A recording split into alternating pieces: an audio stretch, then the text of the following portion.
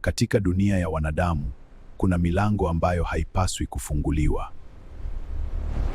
Mama, tafadhali usituache. Huu sio ugonjwa wa kawaida. Mama, tafadhali usituache. Musio utane akuyaha.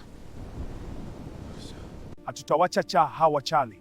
Hatutawacha hawa wachawi. Msicheze na mambo ya giza. Umerudi. Labda huu ni ufunguo wa kasri la mfalme. Hapana, kuna kitu kibaya hapa. Fungeni mlango wetu. Fungi mlango wetu. Huu ni ufunguo wa uchochoro wa kuzimu.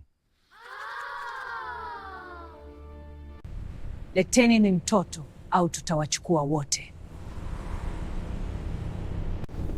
Ninaogopa.